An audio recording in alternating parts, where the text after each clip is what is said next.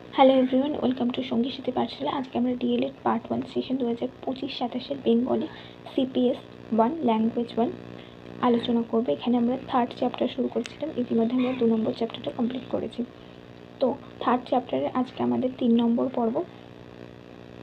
আজকে আমাদের বেঙ্গলির থার্ড চ্যাপ্টারের 3 নম্বর পর্ব। প্রথম প্রশ্ন হচ্ছে, বাক্যানুক্রমিক বা বাক্যক্রম পদ্ধতির যে কোনো দুটি সুবিধা লেখো। ইতিমধ্যে বাক্যানুক্রমিক বা বাক্যক্রম পদ্ধতি বলতে কী বোঝো এর বৈশিষ্ট্য আমরা আলোচনা করে ফেলেছি আগের পর্বে। অবশ্যই চ্যানেলে ভিজিট করে দ্বিতীয় পর্বটি দেখে নিও।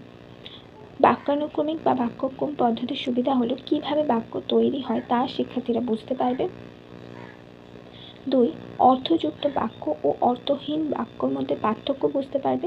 3, সহজ বাক্য লেখার অভ্যাস তৈরি হবে। 4, বাক্যের গঠন সম্বন্ধে জানতে পারবে। আর 5 হচ্ছে শুদ্ধ বাক্য লেখার অভ্যাস তৈরি হবে তাদের মধ্যে।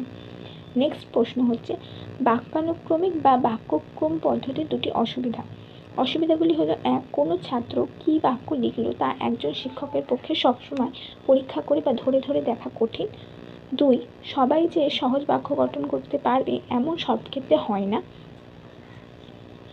3 হচ্ছে সময় সাপেক্ষ এবং ধৈর্যের একটি বিষয় এটি। নেক্সট প্রশ্ন হচ্ছে, অভিনয় পদ্ধতি বলতে কী বোঝো। অভিনয় পদ্ধতিকে আমরা ভূমিকাভিনয় এমন একটি শিক্ষাদান পদ্ধতি বলে থাকি। এখানে শিক্ষক বাস্তব ভিত্তিক এবং জীবন সম্পৃক্ত বা সম্পর্কিত কোনো বিষয় নির্বাচন করবেন, যা 2 বা ততোধিক শিক্ষার্থী অভিনয়ের মাধ্যমে শ্রেণীতে উপস্থাপন করবে।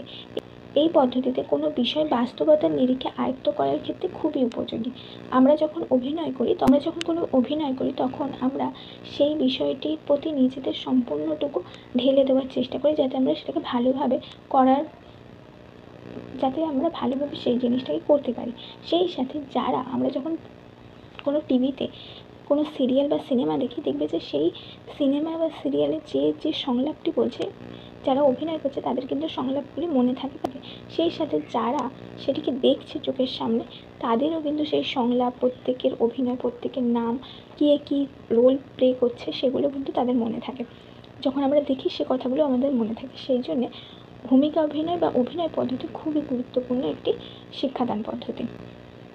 নেক্সট হচ্ছে, শিক্ষাদানের ক্ষেত্রে অভিনয় পদ্ধতি বা ভূমিকাভিনয় পদ্ধতি গুরুত্বপূর্ণ কেন। অভিনয় ব্যাপারটা যেমন চিত্তাকর্ষক তেমনি আনন্দদায়কও বটে। এছাড়া অভিনয় এমন একটি মাধ্যম যার মাধ্যমে দর্শকদের চোখ, কান, মনকে নাড়া দেয়। আর এই কারণে শিক্ষার্থীদের মনোযোগ সৃষ্টিতে এই বিষয়টি খুবই গুরুত্বপূর্ণ হয়ে উঠেছে এবং শিক্ষাদানের ক্ষেত্রে একে ব্যবহার করার সিদ্ধান্ত নিয়েছে শিক্ষাবিদগণ। এই যে বললাম যে অভিনয় পদ্ধতি হচ্ছে, আমরা যখন চোখের সামনে বিষয়টিকে ঘটতে দেখছি তখন সেই বিষয়টি আমাদের কাছে আরও বেশি আকর্ষণীয় হয়ে উঠছে এবং আমরা সেখানে কার কী করা, বক্তব্য, কী ঘটনা ঘটছে সেগুলো আমাদেরকে আরও বেশি আগ্রহী করে তুলছে, আমাদেরকে মনের মধ্যে স্থায়ী হয়ে যাচ্ছে। নেক্সট হচ্ছে অভিনয় পদ্ধতির সুবিধা। অভিনয় পদ্ধতির সুবিধাগুলি হলো, 1, অভিনয় করার জন্য পাঠ মুখস্থ করার সময় নির্দিষ্ট অংশকে বারবার পড়তে হয় বলে বক্তব্যের স্পষ্টতা এবং উচ্চারণের স্বচ্ছতা জন্মায়। 2, কথন দক্ষতা বৃদ্ধি পায়। 3, অভিনীত চরিত্রটি সম্পর্কে ধারণা স্পষ্ট হয়। 4, শিক্ষার্থীর মধ্যে সৃজনশীল ক্ষমতার বিকাশ ঘটে। 5, শিক্ষার্থীর ভাষা দক্ষতা ও ভাষা প্রয়োগের ক্ষমতার বিকাশ ঘটে।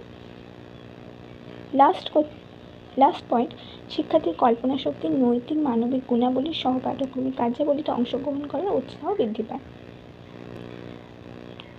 তবে এই পদ্ধতির বেশ কিছু অসুবিধাও লক্ষ্য করা যায়। এটি হচ্ছে, অভিনয় পদ্ধতির অসুবিধাগুলি লেখো। অভিনয় পদ্ধতির অসুবিধাগুলি হলো, 1, শিক্ষার্থী অভিনয়ের প্রতি বেশি আসক্ত হয়ে পড়লে কিন্তু পড়াশোনায় মনোযোগ হারাতে পারে। 2, অভিনয়ের প্রতি গুরুত্ব চলে গেলে তার মধ্যে নাটকীয় ভঙ্গিতে কথা বলার প্রবণতা দেখা দিতে পারে। সে যে অভিনয় বা যে চরিত্রে অভিনয় করেছিল সেই চরিত্র যেভাবে কথা বলে সে সেই ধরনের কথা বলতে শুরু করেছে। এই পদ্ধতি প্রয়োগের সময় দেখতে হবে শিক্ষার্থী যেন সঠিক উচ্চারণ এবং ভঙ্গিমা মেনে প্রয়োগ করে। নেক্সট প্রশ্ন, অনুকরণ পদ্ধতি কী। অনুকরণ মানে কি? আমরা যখন কোনো একজনকে নকল করি। অনুকরণ হচ্ছে নকল, সাধারণ কথায় হচ্ছে নকল করা। অনুকরণ পদ্ধতিতে শিশু, শিক্ষক বা অভিভাবকের কথা শুনে পুনরাবৃত্তি করে ভাষা শেখে। অর্থাৎ কি, তুমি কিছু একটা বললে, আমরা যখন বলি যে শেখায়, শিক্ষার্থীদের অ আ ক খ এগুলো শেখায়, বোর্ডে লেখানো হয় এবং শিক্ষার্থীদের উচ্চারণ করতে শেখানো হয়। তো সে করে তোমার উচ্চারণটা শুনে সেও বারবার বলতে শুরু করে। এটা হচ্ছে অনুকরণ পদ্ধতি। শিক্ষাক্ষেত্রে অনুকরণের প্রয়োগকে শিক্ষা পদ্ধতি হিসেবে নির্বাচন করার কারণ কী? শিশু জন্মাবার পর থেকে প্রায় সব ব্যাপারে অনুকরণে অভ্যস্ত হয়ে পড়ে। তার গৃহের পরিবেশ থেকে ভাষা, খেলাধুলো, অন্যান্য আচরণ অনুকরণের মাধ্যমে সে শিখে নেয়। এই অনুকরণের সাহায্যে তার অভিজ্ঞতার ভাণ্ডার সমৃদ্ধ হয়। শিশু এই অনুকরণের প্রবণতাকেই লক্ষ্য করে শিক্ষাক্ষেত্রে অনুকরণ পদ্ধতিকে বিশেষভাবে কার্যকর করা হয়েছে ও গুরুত্ব দেওয়া হয়েছে। তো এখন আমাদের প্রশ্ন আসতেই পারে যে কেন অনুকরণ পদ্ধতিকে আমরা বা নকল করা তো সব ক্ষেত্রে বলা হয় ভালো না, তাহলে নকল করাকে কেন আমাদের শিক্ষা পদ্ধতি হিসেবে নির্বাচন করা হয়েছে?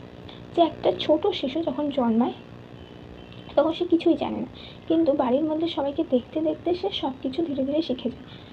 যেভাবে শিশুকে বলা হয় বা যেভাবে তার পরিবারের লোকজন কথা বলে সেগুলো শুনে শুনে সে শেখে। যেই কাজটা তারা যেভাবে করে সেও সেই কাজটা সেইভাবেই করে। কোনো পরিবারের মধ্যে কেউ যদি বদ অভ্যাসগত কোনো কাজও করে তাহলেও কিন্তু শিশুর মধ্যে সেটা সঞ্চারিত হয়। কিন্তু এতে কী হয়, শিশু খুব দ্রুত শেখে অনুকরণের মাধ্যমে। সেই জন্য একে শিক্ষা পদ্ধতি হিসেবে নির্বাচন করা হয়। বলে এই নয় যে কেউ যদি কারোর খাতা দেখে হুবহু নকল করে সেটা গুরুত্ব দেওয়া হবে। নেক্সট হচ্ছে অনুকরণ পদ্ধতির সুবিধা। অনুকরণ পদ্ধতির সুবিধাগুলি হলো: 1. বক্তব্য শিক্ষকের পাঠ বা মূল পাঠের অনুসারী হয়। শিক্ষক যা বলছে সেগুলো অনুসরণ করে শিক্ষার্থীরা বলবে। শিক্ষক বা শিক্ষিকা বা অভিভাবকের বক্তব্য অনুসরণ করে তাদেরকে অনুকরণ করে বলে উচ্চারণ শুদ্ধ ও স্পষ্ট হয়। 3. অনুকরণের ফলে পাঠে ভুল ভ্রান্তির পরিমাণ কম থাকে, যেহেতু সে কারোটা শুনে শুনে বলছে, সে শুদ্ধ উচ্চারণ করলে তাহলে তার পাঠে ভুল ভ্রান্তি কম থাকবে। এর প্রভাবে শিক্ষার্থী ধীরে ধীরে শুদ্ধ পাঠে অভ্যস্ত হয়ে পড়ে। কেউ যদি শুদ্ধভাবে পাঠ করে তাকে শোনায় এবং তাকে সে অনুকরণ করে পড়তে থাকে তাহলে কিন্তু সেও ধীরে ধীরে শুদ্ধ পাঠ করতে পারে। তবে অনুকরণ পদ্ধতির অসুবিধা আছে। এগুলো কি? 1. শিক্ষার্থী অনুকরণে অভ্যস্ত হয়ে পড়লে সমস্যা দেখা দেয়। বারবার যদি তাকে কেউ বলে বলে করায় তাহলে তার মধ্যে ওই প্রবণতাটাই এসে যাবে, যতক্ষণ না কেউ বলে দেবে ততক্ষণ সে করবে না বা করতে পারবে না। তার মনোভাবটা সেরকম তৈরি হয়ে যাবে, আত্মবিশ্বাসের অভাব দেখবে সে। 2. শিক্ষার্থী তার মৌলিকতা হারাবে। সে নিজে নিজেও যে সব কিছু করতে পারে, নিজের ধরনে করতে পারে, সেগুলো সে বুঝতে পারবে না।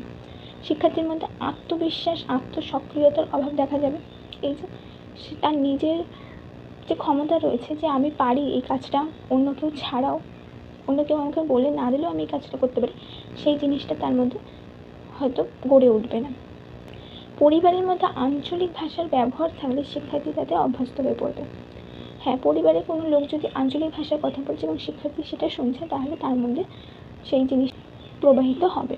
শিক্ষক শিক্ষিকা বা অভিভাবকদের মধ্যে ভাষার অশুদ্ধতা, অস্পষ্টতা, অশুদ্ধ উচ্চারণের প্রবণতা থাকলে তা কিন্তু শিক্ষার্থীর মধ্যে প্রবাহিত হতে পারে। শিক্ষক শিক্ষিকা যদি ভুল উচ্চারণ করে, অশুদ্ধ অস্পষ্ট উচ্চারণ করে তাহলে কিন্তু সেই অস্পষ্ট অশুদ্ধ উচ্চারণটাই শিক্ষার্থীরা শিখবে, কারণ ওরা তো জানে না যে কোনটা সঠিক আর কোনটা ঠিক নয়। এই ছিল তোমাদের আজকে গুরুত্বপূর্ণ 10টা প্রশ্ন। অবশ্যই তোমরা চ্যানেলে ভিজিট করে আগের যে আমরা 20টা প্রশ্ন করিয়েছি 2টো পর্বে সেগুলো অবশ্যই দেখে নেবে।